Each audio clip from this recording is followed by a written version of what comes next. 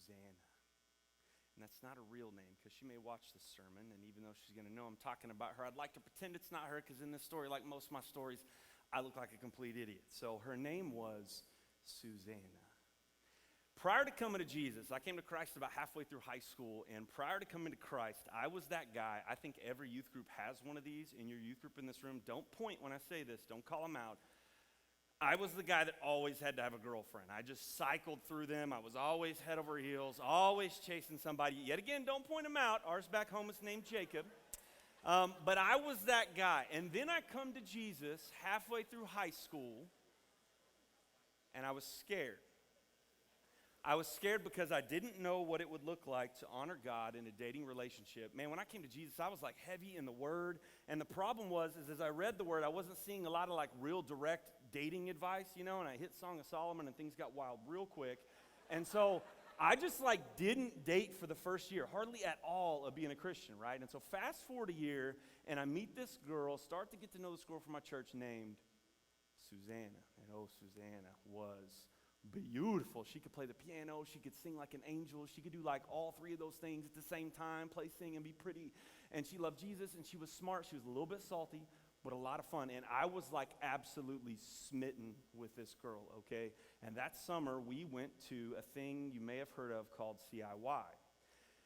In the previous millennia, it was called Summer Conference, but for this purpose, it's Move. We went to Move together, right? And while we were at Move, that was where we really started to form our relationship, right? Because that's what Move's about, the Word and worship and womance and love to love, right? Am I right? And so we start forming this relationship, and we come home from CIY, and I'm like head over heels in that honeymoon phase. I want to spend every waking moment talking to this girl, being around her, and here's the problem. In my generation, yet again the previous millennia, the phone that you had was attached to the wall in the living room. And so if I wanted to talk to her from home, my mom and dad are like eating Hamburger Helper and watching Roseanne reruns, like while I'm like, what up, girl, trying to play my game, And so that's out. So I'm trying to find any opportunity I can to spend with this girl outside the home, and most likely in my life at that time, it happened to be at church. And so during this honeymoon phase, my youth minister, John Michael, hits me up, hey, Tibbet, I want you to volunteer for VBS. Now remember, I'm unchurched, okay? I'm like, that sounds like a disease. I don't know if I want VBS. And so, no, we bring the kids to the church. We teach them about Jesus. It's like a week long. And here's the thing. He probably saw it on my face. I really don't like small children, okay? They have snail trails. They pee spontaneously. They do not listen. I'm not a fan. I mean, I love mine, and I love some kids. I just like them over there, okay? And so he probably sees this. He's like, no, you got to do this. It's going to be so much fun. Like other youth group kids are going to volunteer, like Cody and Susanna. And I was like, I love all the children of the world, red and yellow, black and white. I love vacations and Bibles and schools. I'm your guy, okay? So I signed up to help, not liking children, only because I'm hoping to spend some time this week being around Susanna. So we get to the end of this week. At the end of the week, we did one of those kind of like party things you guys do at your churches, games and food. It's kind of a big festival.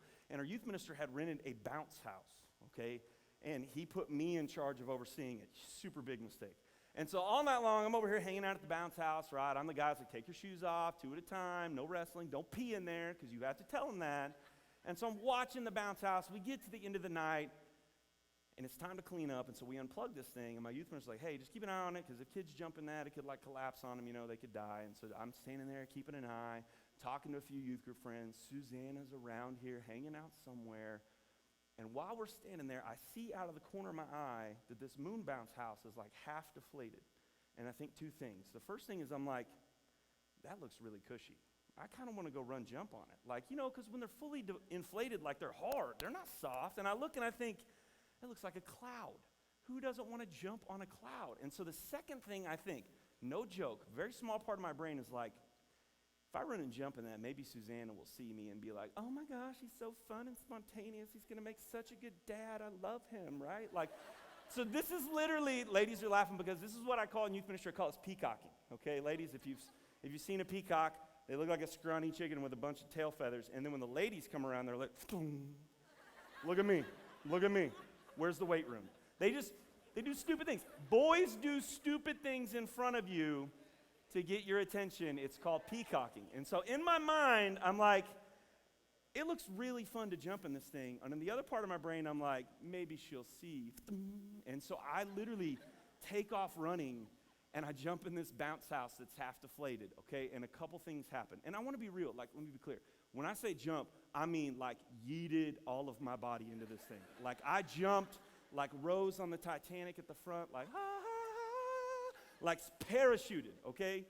And so I jump into this thing, and a couple things happen all at the same time really quickly. First of all, I got a physics lesson.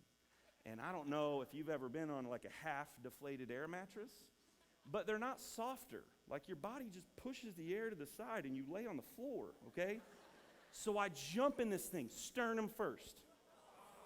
And I mean hard, and like I've always been a little bit of a girthy boy, and like my girth just shot the air right out of the way, as if this thing was never there.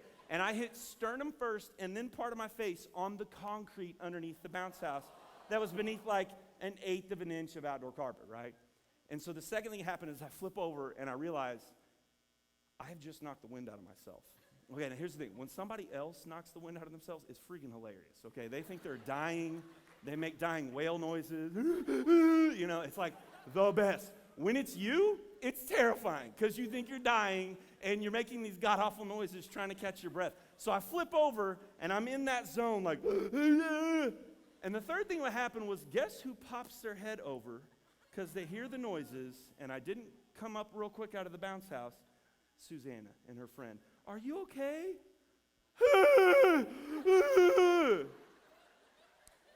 So the moral of this story is twofold, and I need you guys to look at me, okay? Boys in here, look at me. I know I look like I never had game in my life, and you're right, I didn't. But listen to me now, okay? Look at me in my bald face, all right? Don't peacock. You look really stupid, okay? And it like almost never works out in your favor. 107% of the time you look dumb, okay? So just don't. Where's the weight room? Have you seen my car? Just don't do it. Don't do it. Here's the second moral story, and this is the huge one, and I need all of you to lock in because this is like probably the most important thing you're going to hear all week, and this is the most important thing I'm going to say tonight, and I felt this on a spiritual level that day, so like lock here. Ready? Concrete is really hard, okay? I felt that in my soul that day. I bet if we had time, we could bounce around from youth group to youth group and have you guys tell stories about how you fought concrete and lost. And maybe you fought it from elevation. Maybe you fought it with wheels under your feet on your little scooter boards, or maybe both. I don't know.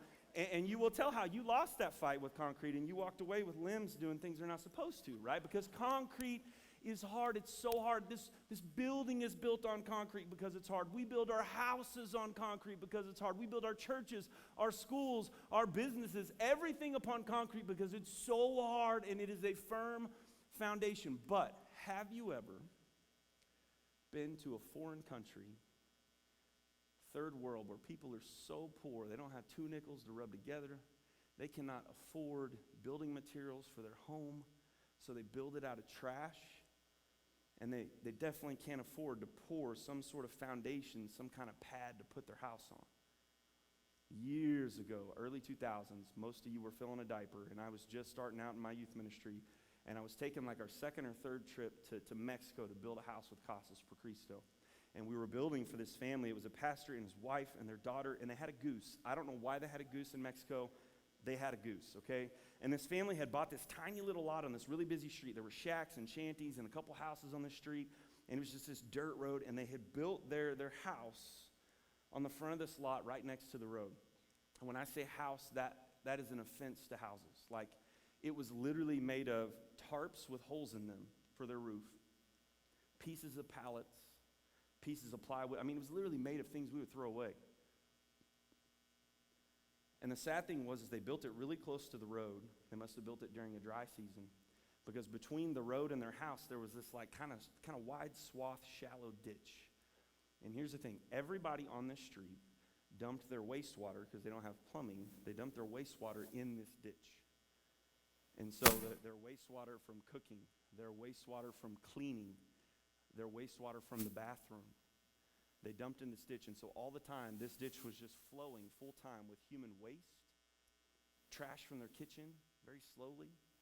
And so day one, man, we build this concrete pad. We build the pad by hand.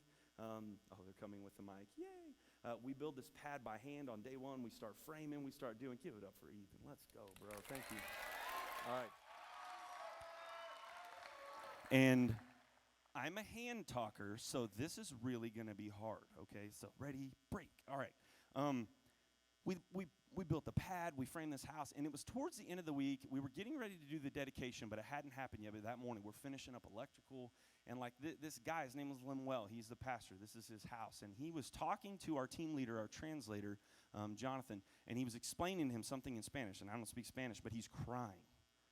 And he tells us, he's like, man, I can't tell you, and Jonathan's relaying this, I can't tell you how thankful I am that we finally have a house on a concrete pad, because when it rains, and they don't get a lot of rain, but the ground is so hard, there's not a lot of foliage, that the water just runs really quickly down the street from long distance uphill, and it runs into that ditch, and it overflows and literally knocks down the bottom part of their house like every time.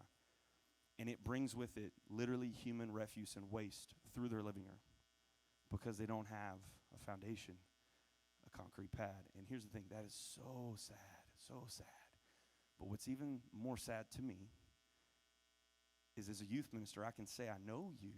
I know your stories. I mean, I don't know you, but I know your stories because I work with kids just like you. And here's what I know is, in this room right now, that is a picture for so many of your lives. That you don't know any better. Maybe you grew up in Jesus, and at some point you chose to build your life in him, but for whatever reason you've moved your structure of your life, who you are, your identity, your purpose, your belonging, and you've moved it over here onto the sand, and you're not following Jesus and submitting to his ways, and you're building the structure of your life on sand next to this poop-filled ditch, and I smell rain. And there's some of you in here who, like, this is the weirdest soccer camp you've ever been to. Like, you don't know Jesus, you can't even spell his name, but they promised you it would be fun, and you get to play soccer, and so you hopped on the bus, and you got here, and you're like, this is so weird, why are we singing these songs, staring at those people, staring at us, singing the same songs back, like, this is strange. Weirdest soccer camp ever, right? And you don't know any better, but your whole life you've been building the kingdom of me, the kingdom of self, trying to find some self, motivation and self-satisfaction, some momentary gratification in this world. You're building the kingdom of me right on the dirt with no foundation next to the poop-filled ditch, and I smell rain. And I think every person in here, your stories right now fall somewhere on that spectrum. You've known him, and you're killing it, or you've known him, and you're slowly walking away and rebuilding your house elsewhere off of him, or maybe you can't even spell his name, Jusses. But here's the thing. Tonight, some of you are slow. Tonight, God is calling every person, student and adult, but God is calling every person in this room to root your life down deep in him, his words, his ways, his kingdom, his calling upon you. He's pleading with you to dig roots down deep into him and build the structure of your life upon him, because he is a firm foundation, and because it's what's best for you, and it's what's best for the people around you. Instead of building it, a kingdom of me, right on the dirt, next to the poop-filled stream, because rain will come. He's calling you to this. And that's the passage we read earlier, Matthew chapter 7, verses 24 to 27. And I want to read it again with my one usable hand. I want to read it again, but I want to do this a little bit differently. We do this in our youth group a little bit. I'm a youth minister. I work with you guys. I took my crew to see Hawaii like 2 weeks ago. And so I want to do what we do in our group. I want you all to close your eyes. Because I think a lot of times we read scripture, we use our little magic, pocket nightmares, and we get distracted, or we use our paper Bibles and we can't find it, and the guy's talking too fast. I want you all to close your eyes, and here's why. Because the people who originally heard this parable that Jesus told heard it audibly. And I want you to hear it. So close your eyes, adults too, adults, youth ministry code. I promise I will make sure no one purples, no one pees on anything, no one sets anything on fire. I got you. Everybody close your eyes. Here we go. Hear the words of Jesus right here. Here's our parable. Therefore, that is a huge word. We're going to spend most of our time on that word. Therefore, everyone who hears these words of mine and puts them into practice is like a wise man who built his house on the rock. The rain came down, the streams rose, and the winds blew and beat against that house, yet it did not fall because it had its foundation on the rock. Tibbet translation says concrete. But everyone who hears these words of mine and does not put them into practice is like a foolish man who built his house on sand. The rain came down, the streams rose, and the winds blew and beat against that house, and it fell with a great crash. The words of Jesus. This passage, you can open your eyes. It's me again, sorry. This passage, man, I'm going to be real with you. Like, I love to nerd out about this stuff. Like, if I'm back at the office, like, I'm like, let's talk about the Greek words and let's dig into the context historically. Like, I love to nerd out about this stuff. But here's the thing about this passage. It's pretty straightforward. It's pretty blunt. Jesus is saying, basically, you need to build your life in him. Because the storms of this life, and I will say the storm of the next, I'll explain that later, will wreck you if you don't. But if you build your life in him, and he clarifies that, by doing what he says, putting into practice what he says to you, your life will stand. But if you don't, and you only hear what he says, or you call him Lord, but you don't put into practice what he says, you're building your life on the sand over here, and the storms of this life and the storm of the next will wreck you, right? And here's the thing, this passage is so straightforward, but there's this curious word at the beginning, therefore, and all the cheesy church pastors in here go, what's that therefore, right? And as nerdy as that is, there's truth there. Because Jesus is basically saying, because of what I just said to you, I want to tell you this parable about a wise and a foolish builder. What did he just say? That's important. Here's what he just said. You ready? Jesus has just preached the most fat daddy sermon of his entire ministry that we know of, okay? It's huge. It's literally called the Code of the Kingdom. I mean, it is laced with so much words and illustration. I personally believe that it's like God tried to like pour out his character into word form, and that is the Sermon on the Mount. He has just preached the Sermon on the Mount. And here's the thing. The Sermon on the Mount has a couple threads woven through it. You need to lock onto these, okay? The first thread woven through the Sermon on the Mount is essentially this. God wants you to put his kingdom and your relationship with him not first, but above everything. It's not like, oh, it's the most important amongst other things. No, he wants it to be your everything, okay? The second thread woven through this is because of that, he wants you to protect your relationships with each other and live your life in such a way that you have good, healthy relationships with the people in your life at all times, right? And the third thread woven through here is essentially this. And while you do these things, putting me first, honoring me above everything else, and trying to just live in harmony with other people, right? He wants you to have your ears open, your ears on the track, your radar on, looking for people in need, people who need, food and sustenance, or someone to stand up for them, that need love, need encouragement. He wants you to be ready for that kingdom work, right? That's the threads. And here's what it looks like in the sermon. Let me throw some stuff at you. He'll say things like, hey, you know what? Don't store up treasures on earth. Like, why? Moths will eat it. Rust will destroy it. You need to store up treasures in heaven, right? Like using your material things to meet the needs of the people around you. These threads sound like him saying, give to the needy, and when you give to the needy, don't even let your right hand know what the left is doing. Give in quiet. He's going to say things like, I want your relationships with people to be good, even your enemies. You guys think it's okay to hate your enemies. I'm telling you, I want you to love your enemies and pray for them, because you know what? What good is it if you only love the people who love you? You already got your reward on this earth. I want you to love the people that are your enemies. He says things like, you know what, when people hurt you, you may want to get revenge, you may want to retaliate, but I'm telling you, don't go eye for eye. Like, forgive them. Let it go, right? He's going to say things like, I want you to protect your relationships by always being truthful and honest. Let your yes be yes and your no be no. He even talks a little bit about maybe your future marriages. I want you to protect your future marriages in such a way that you're going to make sure that your commitment that you make to that other person is something you try to honor above everything else, and you're not going to kick that person to the curb for some silly and selfish reason, right? That's going to hurt them and hurt you and hurt your kids. He's going to say things like, I want you to take your sexuality and only express it within my will. Because if you don't, you will hurt the people around you. You will hurt yourself. But not only that, it ain't just about keeping your little mermaid pants on. It's also about keeping your mind and your heart in check. You can't be over here burning for people, lusting for people, right? He's going to say things like, I know that you know not to murder each other, and that's good. Let's keep doing that. But how about you don't even be angry with them? How about you, the people that, man, you're just so mad with it, you let that go. You sort it out with them as quickly as like before the sun goes down. And I could go on and on and on with all these things that Jesus says in this fat daddy sermon, the Sermon on the Mount. But the point is this. He's saying, me first. Me and my kingdom, I want you to put it above everything else, and I want you to live your life in such a way that you live at peace as far as it's possible with you with all men, right? And I want you to have your ears and your eyes open to meet the needs of the people in your world. And he gets done with this sermon, and then he says, therefore, because of this, everyone who hears these words of mine and puts them into practice is like a wise man who built his house on the rock. Note he says, and puts them into practice, and does what I tell them to, and does what I just said to them.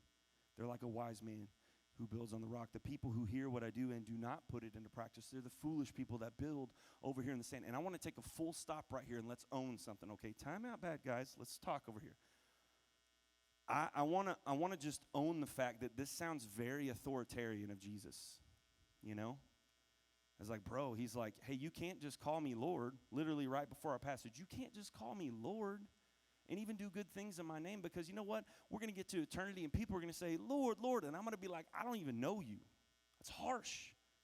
And he's saying in this passage, it's not enough to believe that he is the Lord, that he is the Son of God. It's not enough to even place yourself underneath his teaching. You have to do what he says. And that sounds so authoritarian. And I know that there's some people in here, like, you've grown up in the church your whole life, and maybe you've had this Jesus thing crammed down your throat by your parents and your relatives and your youth minister and people from church. And, like, you hear this, and you're just like, dude, I'm so tired of people and Jesus trying to tell me how to live my life. I want to build a testimony. You know what I'm saying? That was a joke. I think that there's some of you in here, you soccer camp kids who've never accepted Jesus, and you're here, and this is weird, and this is crazy. I feel you. And you're hearing me say this, and it's like, man, I don't know if I want another authority figure in my life. Like, I don't want that. I've got my parents. I got my coaches. I got my teachers, and now you want me to follow this Jesus guy? And he's like, hey, if you want your house to stand, you've got to do what I say. And that sounds so authoritarian. It makes Jesus sound so much like a cosmic hall monitor, right? But here's the thing. Let me flesh this out for you. When you were a toddler, and you're 2 and 3, and you're doing what little kids do, peeing on stuff, and you're walking around, and your mom or your dad or your guardian, your grandma, whoever is cooking on the stove, and they've got the burners on, and you look up there with your chubby little fingers, and you see the burner, and you're like, oh, look at the pretty light. I want to touch it. And you go up, and you're going to put your hand on the burner, and your mom's like, what? No! Don't touch the burner! And you're all sad and mad, like, let me live my life, Mom. It's not like your mom and dad, like, had a conference earlier in your life where, like, listen, we can't let them find out how cool it is to touch the burner, okay? Because if they do, they're just going to want to be doing it all the time. We're burning electricity and gas, and man, you know, like, we're not going to be able to cook. They're just going to be double fisting the burners up there. So we can't let them find out how cool and fun the little lights on the stove are, right? We can't do that. That's not the case. It's not like, you know, remember when you were a toddler and you first discovered electrical outlets, right? And you, like, get a butter knife, and you're like, let's go. You're going over the outlet. Your dad's like, no. It's not like your mom and dad had a conversation where, like, bro, we can't let them find out about the fireworks that happen when you put metal stuff in the outlets. They'll be doing it all the time.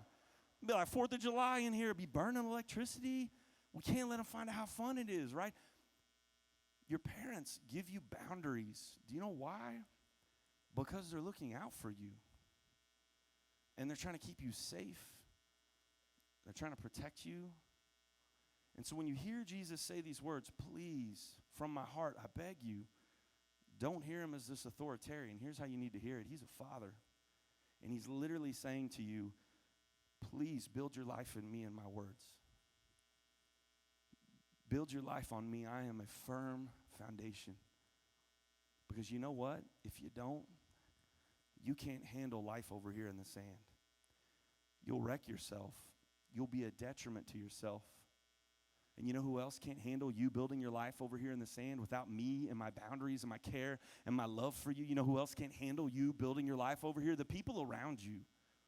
You will hurt them with your selfishness. You will hurt them with your ways and your words. And so this passage is not authoritarian Jesus being like, you have to listen to what I do. He's saying, please listen to me.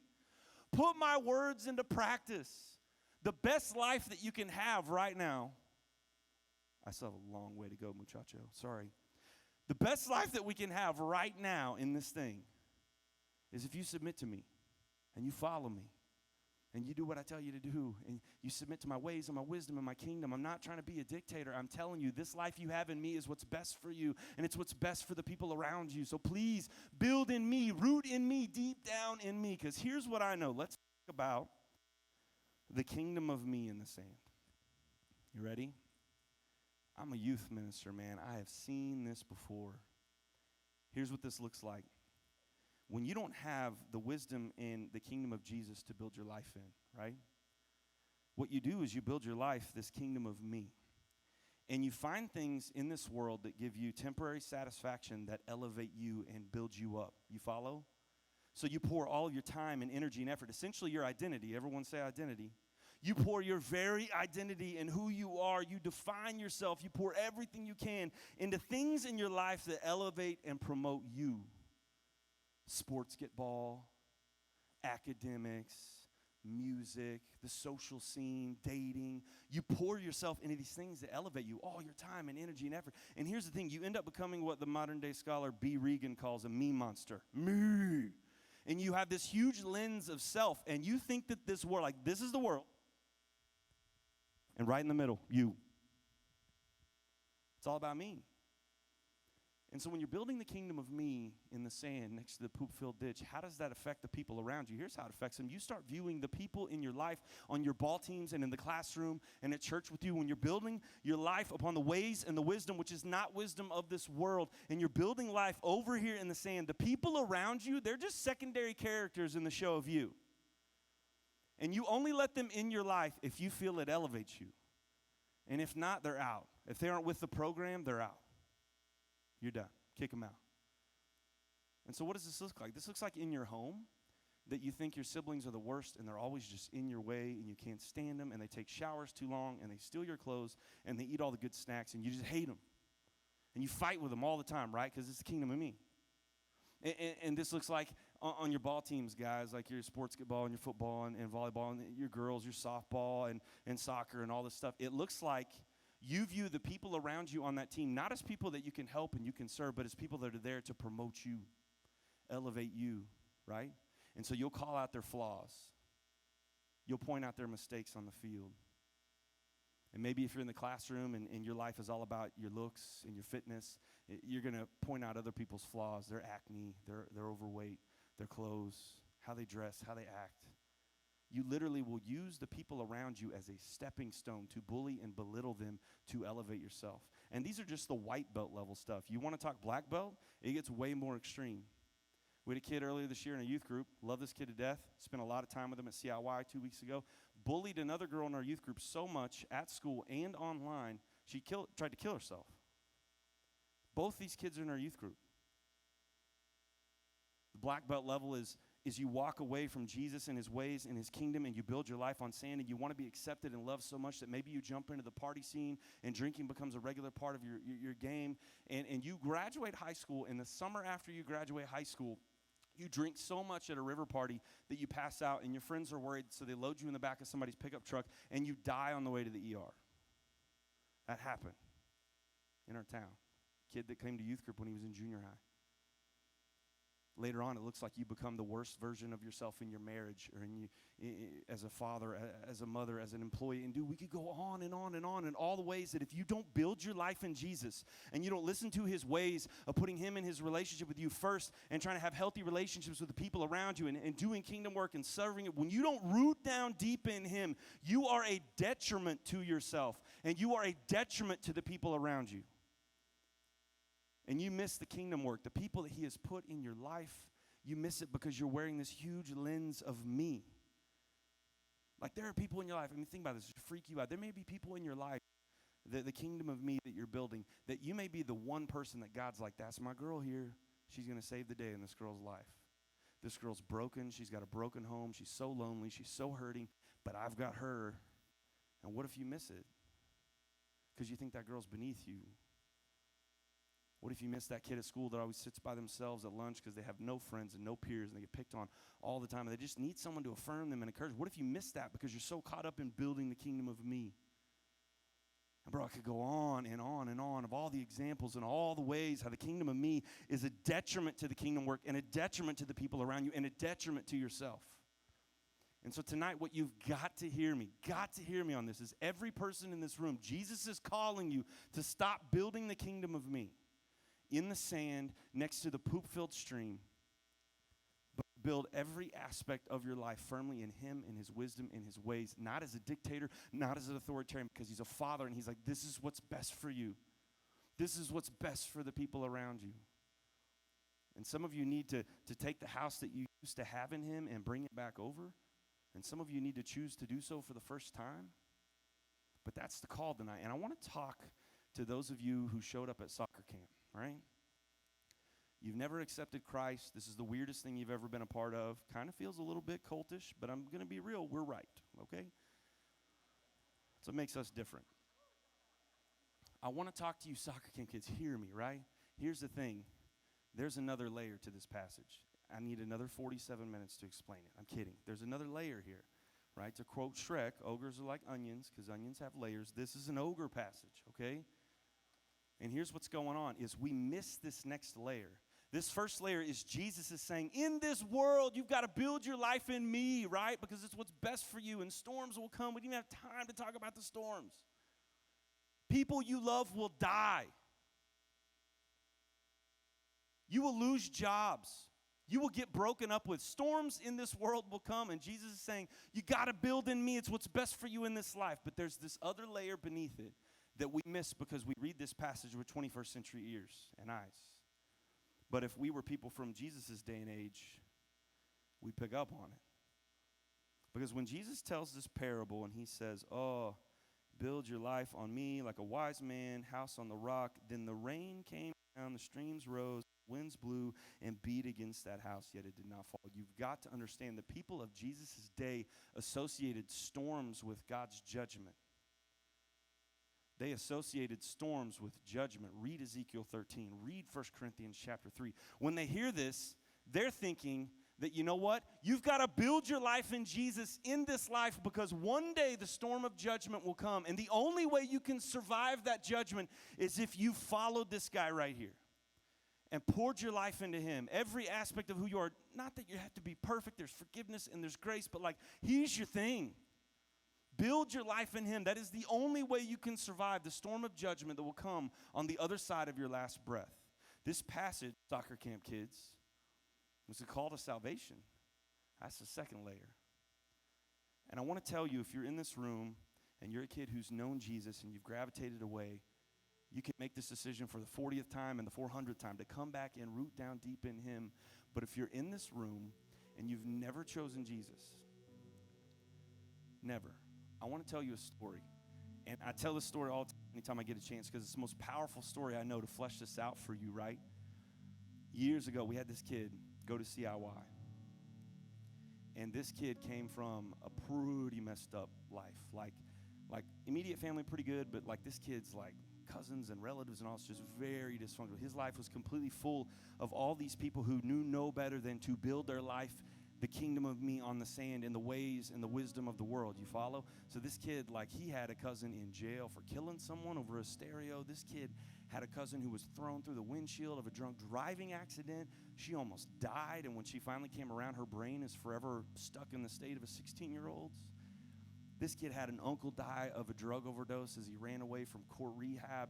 He had another uncle asphyxiate on vomit in his sleep in a hotel room because he was going through a divorce. Like, this kid's life was just full, and I could continue to tell more stories of so much dysfunction around him because all of these people were building their life upon the wisdom of the world, satisfaction in the moment, pleasure in the moment, not upon Jesus and his ways and his kingdom and putting his kingdom first, right? So this kid, he'd come to youth group maybe like a month and a half, and he ended up going to CIY with us, right? He never heard the gospel. Grew up in the South and had never heard the gospel. And he went to CIY, and our group was up on the left. It was a gymnasium. There were bleachers over here, chairs out here. We're up on the left, right. And the preacher that night just laid the gospel down. Like, hey, Jesus died for you so that you could have a right standing with God, so that you can avoid that judgment that will come one day, that storm that will come. And the whole youth group's like down there crying, bawling their eyes out. He's up there standing there trying to be all hard, right, with his cousin. One of his cousins is actually pretty functional. And it finally hit him, and he walked down and went up to his leaders and was like, hey, I think I believe this. He was baptized about a week later, and dude, he was all in. He was arrogant, and he was a turd, but he was all in. He was in the Word. He was at church every time the doors were open. And here's the thing. That kid's life was, the pattern that was set out for him was building upon sand, and it was suffering and pain and poor decisions and the storms of your own consequences. That was the pattern laid out for him. And Jesus literally got a hold of this kid's life, and this kid built his life firmly on the foundation that is Jesus. And literally Jesus saved this turd little arrogant kid from himself and saved the people around him from the worst version of him, right? And if that kid were up here right now, I know that he would say to you, like, you can trust this guy. You can trust him. He won't fail you. And I know that kid would say that because that kid is me. I was the unchurched kid whose Uncle Doug died in a hotel room going through a divorce and choked on his own vomit because he was so drunk. I was the kid whose cousin, I won't say his name, was in jail for killing a dude over a $200 stereo. I was the kid whose aunts and uncles that went through like 18 divorces and marriages. I was the kid who got his first Bible the night before we left at the dollar store, King James letters in red. Like, I was that kid. That's me. And I'm standing here and I'm pleading with you. If you've never accepted Christ, you've never firmly staked your life into who Jesus is, his ways and his kingdom, you can trust him. He will not fail you. His way is legitimately like what's best for you in this life. It's what's best for the people around you in this life. You can trust him. He won't fail you.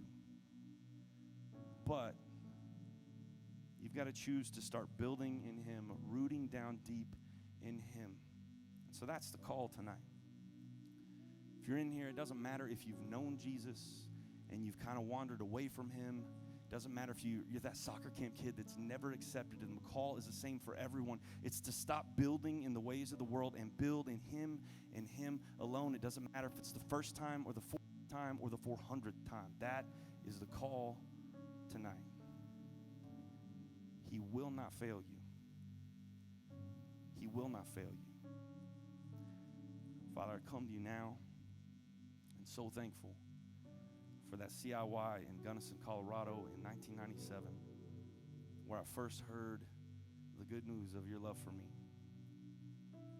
And I have watched how you have brought healing to so much of my family as my loved ones, as my parents came back to you and rooted their life in you. I've watched you bring so much healing to my aunts and uncles and family, and my heart just pleads with these kids, and I pray softness upon the soil of their hearts tonight as they listen to this parable, as you call them to build their life not in the kingdom of me, but in you and you alone. Work now, move now. It's in Christ's name.